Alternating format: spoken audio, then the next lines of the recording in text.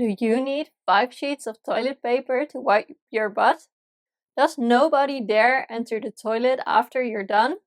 Can you read half a magazine on the toilet before you are done? In this video, I will tell you what this means and give you a clue on what your poop tells you. So, to start off, do you always look back when you have pooped? Your poop can actually say a lot about your health.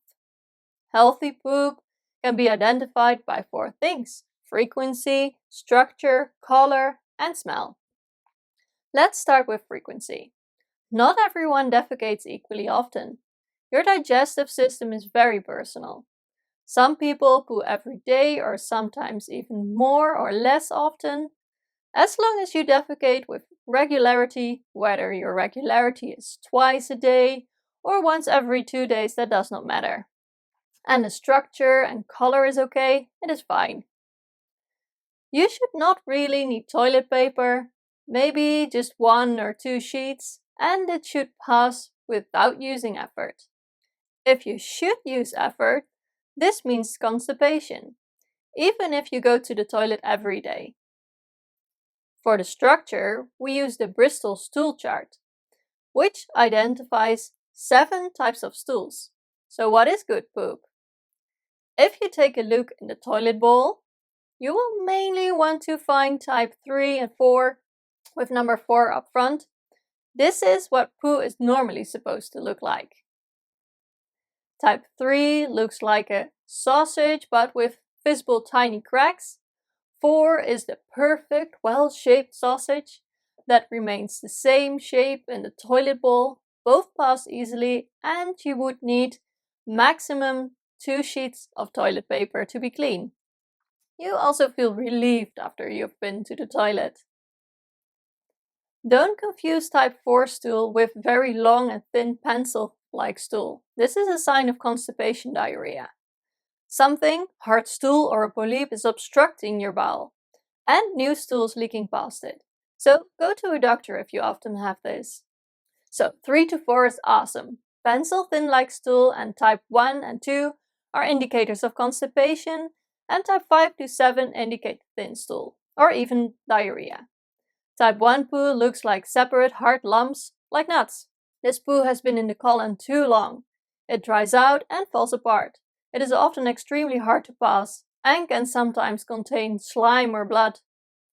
Type 2 is formed like a sausage but has deep visible lumps and is also often difficult to pass. Type 1 to 2 stool can be caused by a lack of fiber, fat and fluid, a lack of movement or minerals, slow functioning thyroid, a shortage of gastric acid, a shortage of digestive enzymes, a poorly functioning liver, stress, and a sensitivity, intolerance, or allergy. Type 3 and 4 we already discussed, so let's move on to type 5 to 7. Type 5 is easily to pass but is comprised of soft blobs with clear edges. Type 6 looks fluffy, soft, and mushy with ragged edges. Type 7 is almost entirely liquid with no solid pieces. It has passed the colon very quickly. Type 5 to 7 stool can be caused by a lack of fat, fiber, a lot of coffee, a fast functioning thyroid, a shortage of gastric acid, shortage of digestive enzymes, a poorly functioning liver, stress, a sensitivity, intolerance, or allergy, and parasites or pathogens. So check with yourself. In which category does your poo fall? Sometimes having slime with your stool is also normal, as a healthy intestinal mucosa also produces slime. Though when you have a sudden increase of slime, your intestine may be irritated because of allergies and intolerances, for example. So if you have this often, discuss this with your doctor. Also, when the slime is combined with blood. This could namely indicate an inflammation. When you find pieces of undigested food in your poo, this is normal if you eat a lot of fiber. But if they are big pieces, you may have to use your teeth some more. Remember the rich method? See from chew?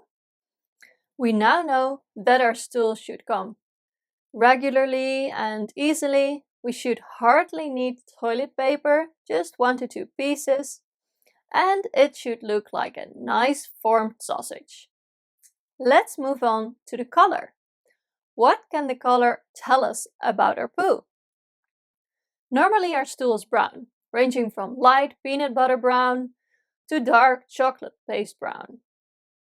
Thin stool, 5 to 7 on the Bristol Stool Chart, often has a light brown color because the colon did not have the time to extract enough water from the stool. Whereas stool with type 1 to 2 is often very dark brown, as it has stayed in the body longer and all the water is extracted. In both cases, it is important to find out what the cause is. In some cases, poo can have other colors as well. It may be green, because you eat a lot of green vegetables like spinach and kale. It can also mean that your food is moving through your digestive tract faster and can be broken down, with thin stool or diarrhea, or could indicate an inflammation in the intestine. If the color doesn't change, see a doctor. Red might be from eating red foods. Think beets and red cabbage, or taking red-colored medicine. There may also be blood in the stool. Bright red blood indicates fresh blood. Bleeding from the rectum is especially common with scratches or hemorrhoids. Dark red blood may indicate bleeding higher in the intestinal tract. In case of blood in the stool, visit a doctor again. Black stool can be caused by eating a lot of black licorice, taking iron supplements or supplements that contain active charcoal or bismuth. A dark maroon to black stool that is difficult to pass could indicate constipation. Visit a doctor if this does not change, as it may also be a hidden sign of bleeding from high in your digestive tract. Yellow stools could indicate a shortage of bile or the involvement of pathogens, such as the Giardia lamblia, which can make stool yellow. If it does not change, see a doctor. White, gray, or chalky looking stools may be a side effect of some medication, but it could also mean you have an infection, a shortage of digestive enzymes, gastric acid, or bile, and if it does not change, visit a doctor again. The last one is white dots. If you eat nuts, the white dots will probably just be that. Are the dots moving? That is usually an indication of worms in your intestine, which causes a lot of itchiness around the anus. So we talked about frequency, structure, and color. We can now add to our previous summary that we want our poo to be peanut butter brown. Now let's go to the last element. What should our poo smell like? Well, be honest, nobody's poo smells like flowers, right? Poo consists of waste products, which makes it smell, well, not so nice. When the smell of your poo suddenly changes from what you're used to and does not go away, you know there is something going on. If your poo smells like a chemical war has taken place, and this is more than just once, you know there is something out of place. Especially undigested protein produce substances such as cadaverin, which comes from the Latin word for corpse, cadaver. So this horrible smell of your poo could indicate a problem with your protein digestion. The smell could also come from parasites or other pathogens. Another smell your poo can have is rotten eggs or sulfur. This could be caused by a problem in digesting foods that are high in sulfur, such as cabbage and meat. When your poo smells like rotten eggs combined with continued diarrhea, it could also be caused by the parasite Giardia.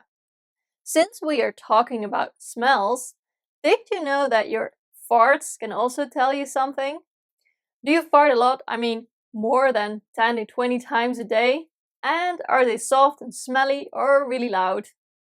Loud farts that you hear well but are almost odorless can indicate a difficulty in digesting carbohydrates. pasta, bread. Soft, smelly farts that you hardly hear but smell terrible can indicate a difficulty in digesting protein, which can be found in meat, beans, and nuts. Do you have to change your underwear after farting? This can indicate a bad fat digestion. So, this was a fast farty detour. Let's go back to our poo. We discussed the frequency, structure, color, and smell, but that is not all. There are 2 more things to quickly discuss. Does your stool stick to the toilet bowl, and do you need more than 2 sheets of toilet paper? This can indicate a difficulty in digesting carbs and/or fats. It can also mean that you have a difficulty to digest gluten. Gluten comes from the Latin word for glue and can be found in things like pasta, bread, pizza, and cookies. And does your stool float or sink? If it floats, it could be from excess gas in your stool. Because of something you ate, it could also be a sign of fat malabsorption. If you often have this, visit a doctor.